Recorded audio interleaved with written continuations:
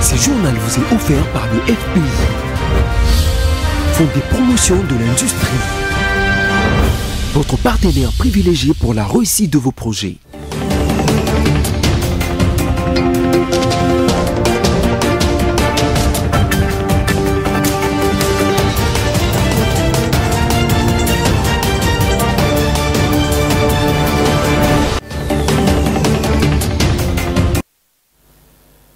La place est à l'information sur BCTV. Mesdames et messieurs, bienvenue. Voici tout de suite le sommaire de ce journal.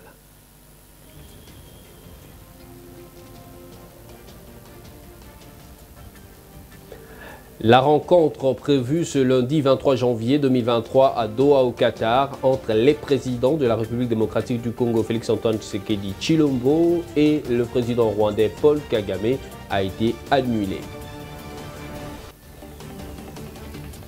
L'opération de révision du fichier électoral, dite enrôlement et identification des électeurs, prolongée de 25 jours dans la première ère opérationnelle qui comprend notamment la ville de Kinshasa, capitale de la RDC.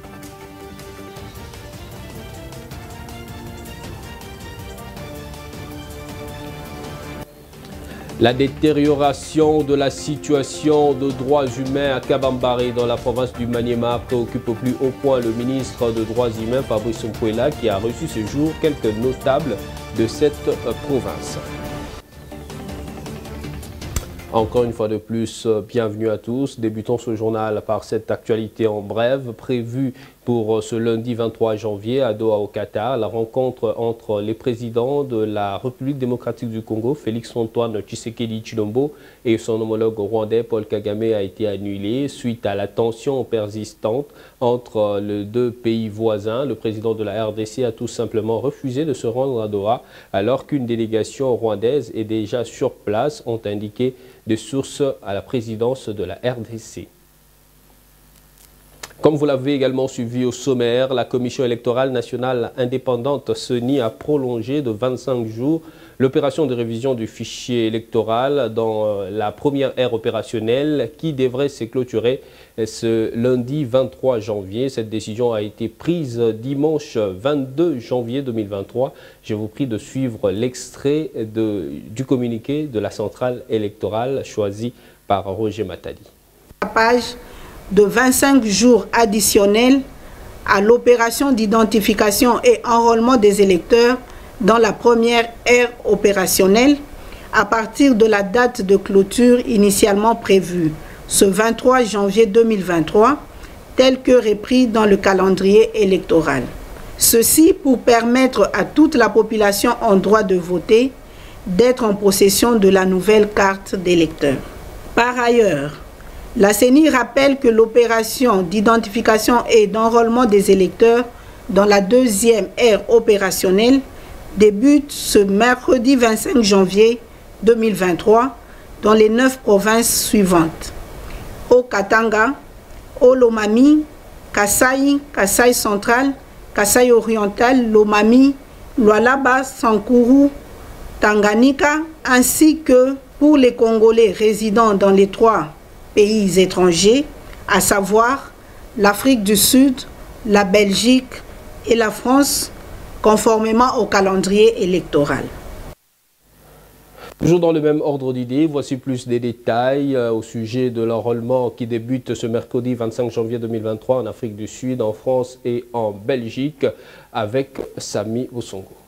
C'est à travers son communiqué de presse numéro 004 du janvier 2023 que la Commission électorale nationale indépendante CENI porte à la connaissance des Congolais résidant en Afrique du Sud, en Belgique et en France que conformément au calendrier du processus électoral 2022-2027, l'opération de l'identification et de l'enrôlement des électeurs commence ce 25 janvier 2023 dans les pays susmentionnés. Pour ce faire, enseigne le communiqué, les centres d'inscription sont implantés au sein des ambassades de la RDC dans chaque pays susmentionné. Pendant toute la durée de la dite opération, les centres d'inscription seront ouverts de mardi à dimanche de 7h à 17h locales. Pour participer à cette opération, poursuit le communiqué, les Congolaises et Congolais résidant dans les 3 pays précités doivent présenter l'une des pièces suivantes: un passeport congolais en cours de validité ou une carte consulaire. Chacune de ces 2 pièces est présentée cumulativement avec soit une carte ou une attestation de résidence, soit avec une carte de séjour en cours de validité.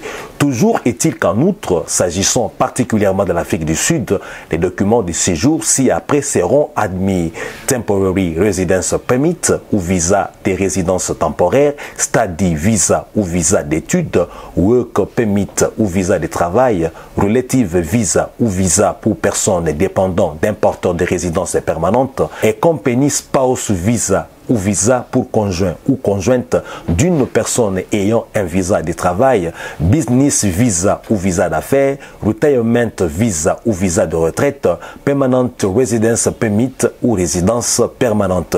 Il est à noter que chaque requérant devra disposer des informations utiles sur son identité et sur ses origines et que les procédures de l'identification et de l'enrôlement des électeurs exigent la présence physique du requérant au centre d'inscription pour la capture de sa photo, le prélèvement de ses empreintes digitales et de l'iris.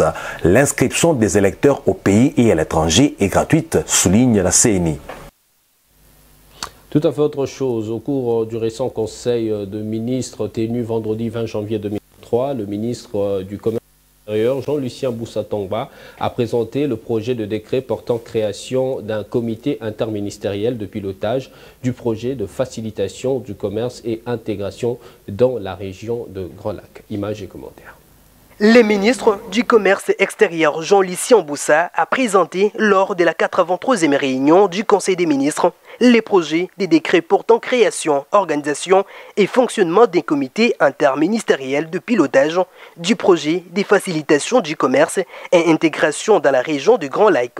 C'est un certain 1er juillet 2022 que la RDC et l'Association internationale de développement ont conclu un accord de financement au titre du projet de facilitation du commerce et intégration dans la région des Grands Lacs. La République démocratique du Congo a reçu un financement de l'Association internationale de développement IDEON en sigle du groupe de Banque mondiale pour la préparation du projet de facilitation du commerce et d'intégration dans la région des Grands Lacs, pour utiliser une partie de ces fonds afin d'effectuer des paiements au titre du contrat de service d'un consultant individuel au poste de coordonnateur de l'unité de gestion de ce projet. C'était donc là un reportage de Junette Fika rendu par Roger Matadi. Et puis le ministre de l'enseignement technique, Tony Mwamba Kazadi, a procédé ce lundi 23 janvier 2023 au lancement du répertoire des références des établissements scolaires mécanisés dans la salle des réunions du ministère de l'EPST. Suivez. Conformément à l'arrêté ministériel numéro MIN-EPST-CAB-MIN-126-2022 du 23 novembre 2022 portant mise en place du répertoire de référence des établissements scolaires publics mécanisés de la RDC, le ministre de l'enseignement primaire, secondaire et technique, Maître Tony Mwamba Kazadi, a procédé ce lundi 23 janvier 2023 au lancement du répertoire des références des établissements scolaires mécanisés dans la salle des réunions du ministère de l'enseignement primaire, secondaire et technique. Et ceci dans le but de la consolidation, de la pérennisation, de la gratuité de l'enseignement. À en croire le professeur Tony Mwamba, ce lancement répond à la volonté du chef de l'État, Félix-Antoine Tshisekedi Tshilombo, qui a rendu effective la disposition constitutionnelle relative à la gratuité de l'enseignement primaire dans les établissements scolaires publics à travers plusieurs actions, parmi lesquelles la prise en charge par le Trésor public des enseignants, nouvelles unités et des établissements scolaires.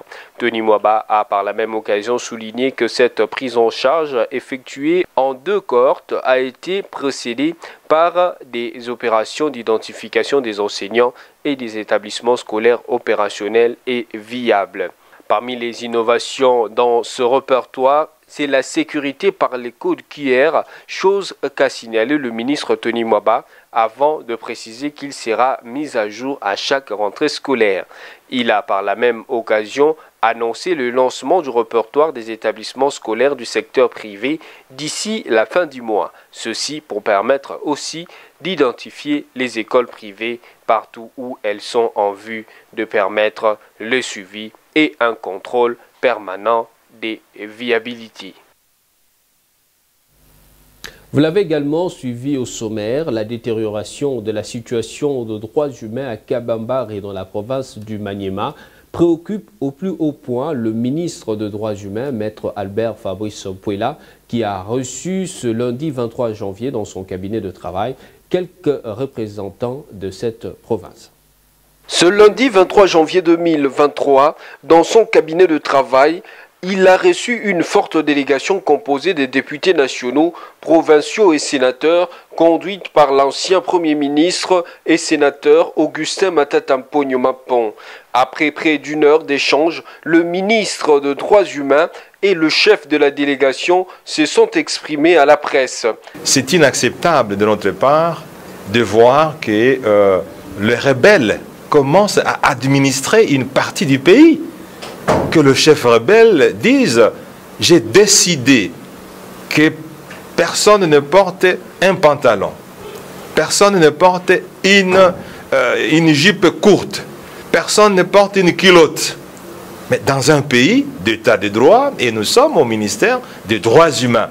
On ne peut pas admettre en plein 21e siècle qu'un homme puisse faire la loi aux côtés des institutions légalement établies et imposer la charia, se mettre à flageller, à dénider des êtres humains qui sont dans leur pays, et ça avilit l'image de notre République et nous ne pouvons pas l'admettre. Au nom du chef de l'État, au nom du Premier ministre et l'ensemble du gouvernement, de toutes les institutions. Juste après l'entretien avec la délégation d'élus de la province du Maniema, le ministre Puela s'est entretenu avec Dr David Mouzizi, notable des Kabambare, et Madame Myriel Safali, présidente nationale de l'association Avant tout le Congo et femme leader du Maniema. Ils ont évoqué la situation sécuritaire et humanitaire qui prévaut à Salamabila et ont recommandé à l'État congolais d'y imposer la paix en rejetant toute négociation avec ce groupe Maïmaï et ont encouragé le vice-premier ministre, ministre de l'Intérieur, le ministre des Droits humains ainsi que le ministre de la Défense à se rendre sur terrain pour rassurer la population qui se sent abandonnée à son triste sort. Et tout à fait autre chose, la coordonnatrice de l'organisation non gouvernementale, Elika Jeunesse, Patience Issa Mudumboula Biba, s'est fait inscrire sur la liste des personnes qui se sont enrôlées jusqu'ici à la CENI. C'était à l'Institut Samuel Roller dans la commune de Ngaliema. Retour en image.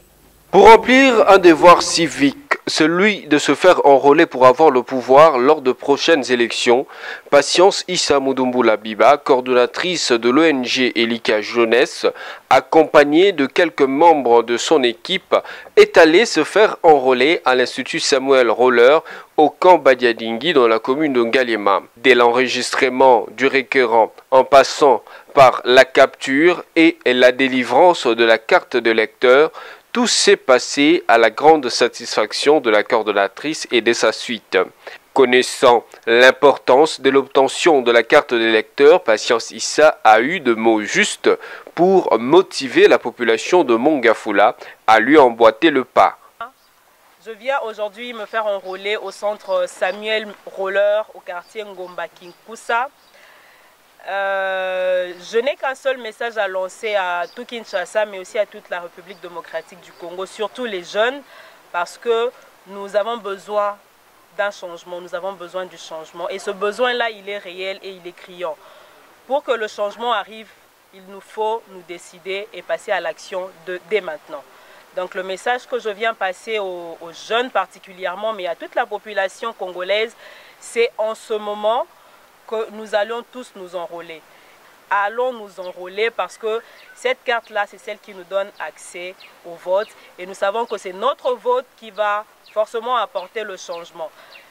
ça, c'est notre responsabilité en tant que citoyens. C'est notre part de responsabilité en tant que citoyens. C'est un climat de convivialité qui a régné entre Patience, Issa et quelques femmes du coin qui ont témoigné toute leur admiration à la coordonnatrice des Lika Jeunesse.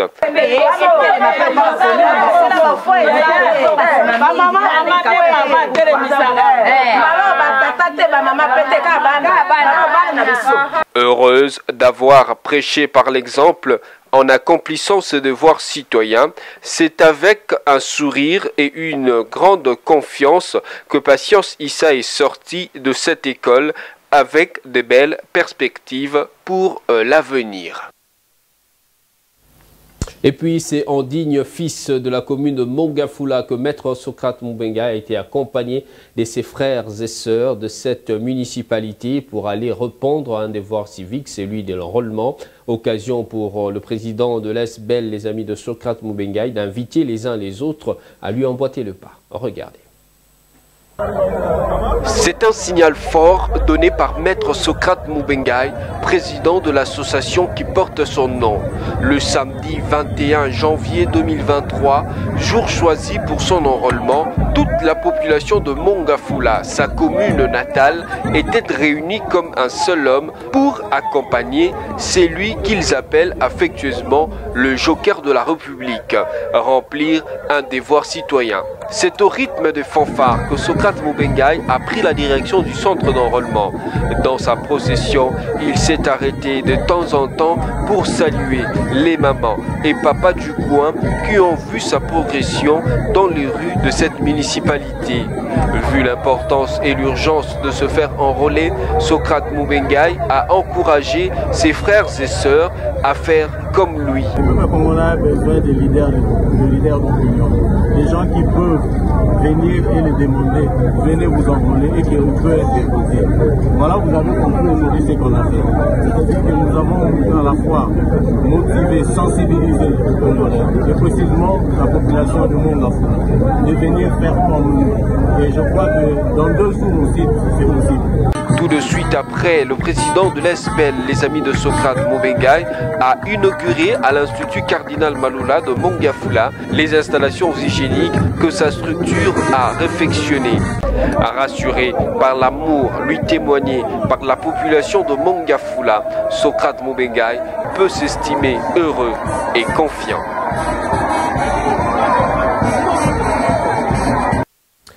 Tout à fait autre chose, et cette fois-ci en bref et en images, en prévision du début le 25 janvier 2023 de l'opération d'identification et enrôlement des électeurs dans la 2e ère électorale. Le colonel chef d'état-major Mukambila Kianga a animé une parade mixte FARDC Police nationale congolaise à Chikapa, chef-lieu de la province du Kasaï. Il a affiché une attitude de détermination quant à la réussite de la dite opération et a exhorté les éléments des FARDC ainsi que de la police à faire preuve d'humanisme aux handicapés, femmes enceintes et aux personnes de 3e âge durant cette opération. D'une province à une autre, plusieurs personnes libérées entre les mains des terroristes, 10 éléments de groupes négatifs neutralisés, dont 6 ADF et 4 Codeco, les armes de guerre saisies et plusieurs vaches pillées par les miliciens FRPIC récupérées par les forces de l'ordre. C'est le bilan des opérations militaires menées par l'armée régulière dans la nuit du 21 au 22 janvier dans les territoires de Djougou, Irumu et Mambasa, sous le commandement du lieutenant-général Luboyan Kachama Johnny, commandant des opérations et gouverneur militaire de l'Ituri. Reportage. Au lendemain de la réunion du commandement opérationnel, présidé par le gouverneur militaire et commandant des opérations, le lieutenant-général Luboyan Kachama Johnny, ces instructions et orientations sont suivies à la lettre par le commandant des unités engagées au front, ont produit un effet majeur sur le théâtre des opérations, notamment les otages libérés, les armes et munitions de guerre saisies, ainsi que les membres de groupes armés neutralisés par des forces loyalistes lors des opérations menées en territoire de Djougou, Irumu et Mambasa, explique le porte-parole de FARDC en Ituri, le lieutenant Jules Ngungu. Les forces armées de la République démocratique du Congo, engagées sur tous les fronts, le front non militaire et le front militaire, ont produit le fruit escompté juste le lendemain de la réunion du commandement présidé par le gouverneur militaire et commandant des opérations, lieutenant-général Luboya Nkansha Madjoni. Les commandants tactiques ont exécuté à l'esprit et à la lettre. Le jeu du chef était celui de traquer tous les groupes armés, locaux comme étrangers. En territoire de Mambasa, votre armée a mené les opérations contre les ADF et 6 ADF ont été neutralisés légalement. Les armes de guerre ont été saisies. Lors de ces opérations, les forces armées ont récupéré le matériel militaire, mais aussi libéré la paisible population qui était dans l'ombre de la mort de ces ADF terroristes. Et donc, plus de 26 personnes ont été libérées par les forces armées. Aujourd'hui, ces compatriotes circulent librement. Pour le communicateur de l'armée à Ituri, la détermination des forces armées dans cette province sous le commandement du lieutenant-général Luboya Nkansha Madjoni vise à restaurer et imposer la paix à Ituri, mission principale de l'instauration de l'état de siège mise en place par le commandant suprême de FARDC et de la PNC, Félix Antoine Tshisekedi Tshilombo. Toute la population est appelée à collaborer avec les forces de défense et de sécurité. Pour mener à bien ces opérations, en utilisant les deux approches, dans une approche globale, nous sollicitons et nous demandons encore une fois la population à collaborer avec son armée et à faire confiance aux forces armées de la République démocratique du Congo. La paix est à ses prix. En ce moment, les forces armées sont déployées à Tchomia, dans la zone de Nyamamba, en territoire de Djougou, Djalasiga, en territoire de Mahagi, en vue de contrecarrer toute velléité d'attaque de la Côte de Ko et de forces négatives pour protéger les paisibles populations. C'est fort dommage, mais telles sont les réalités du football. Évoluons dans ce journal à l'Ocean Summit qui a lieu à Mindelo sur l'île de Sao Vicente au Cap-Vert. Le secrétaire général de l'ONU, Antonio Guterres, a pris position pour l'aide au développement qui est de plus en plus négligée face à la tendance au réarmement à travers le monde. C'était le samedi 21 janvier 2023 lors d'une conférence de presse. Sami Bosongo revient sur ce qui s'est passé ce jour-là dans ce reportage. C'est le samedi 21 janvier 2023 que depuis le Cap-Vert, où il participe à l'Ocean Summit qui se déroule à Mindelo sur l'île de Sao Vicente, que le secrétaire général de l'ONU, Antonio Guterres, a lors d'une conférence de presse conjointe avec le premier ministre cap-verdien, José Ulisses Correia e Silva, dénoncé la tendance au réarmement au niveau mondial en défaveur de l'aide au développement aux pays pauvres, qui est même le plus important des objectifs de développement durable. Nous assistons non pas à une réduction, mais à une augmentation des dépenses militaires, a-t-il déclaré à ce sujet.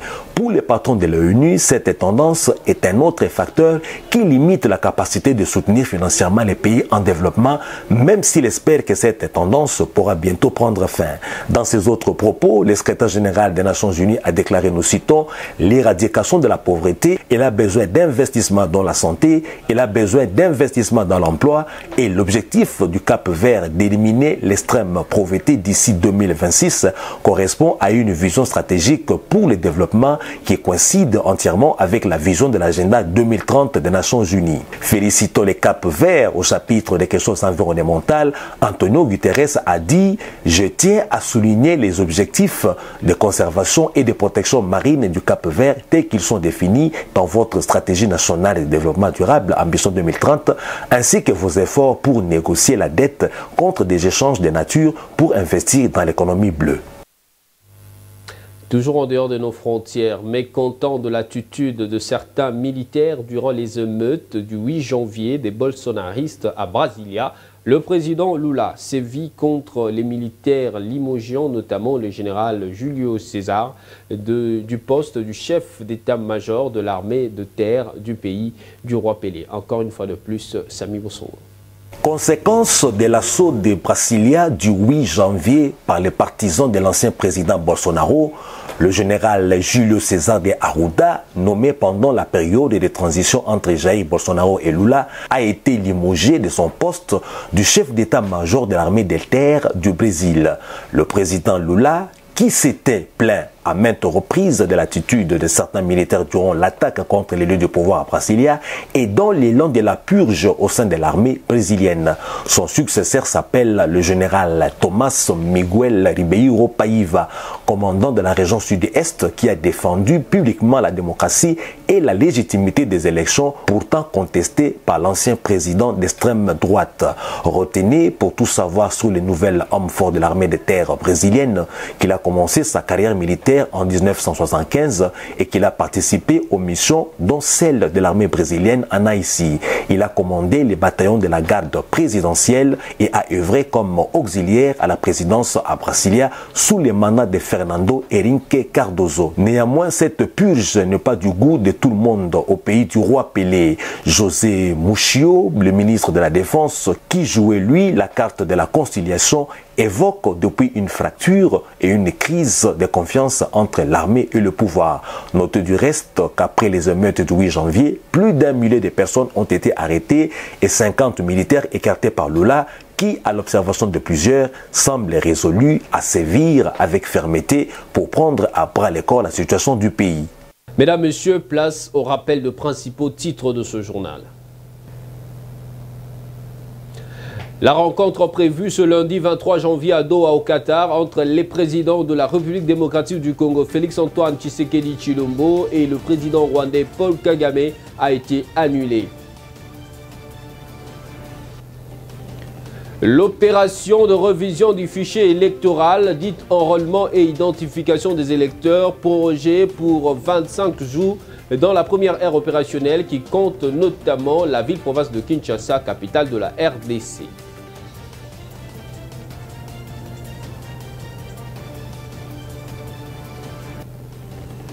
La détérioration de la situation de droits humains à Kabambar et dans la province du Maniema préoccupe au plus haut point le ministre des Droits humains, Maître Albert Fabrice Opuela, qui a reçu ce jour une délégation de notables de cette province conduite par les sénateurs Augustin Matata Pognomapo. Voilà tout pour ce journal. Merci de l'avoir religieusement suivi. Restez fidèles sur nos antennes. On se retrouvera la fois prochaine avec le même plaisir. D'ici là, portez-vous bien.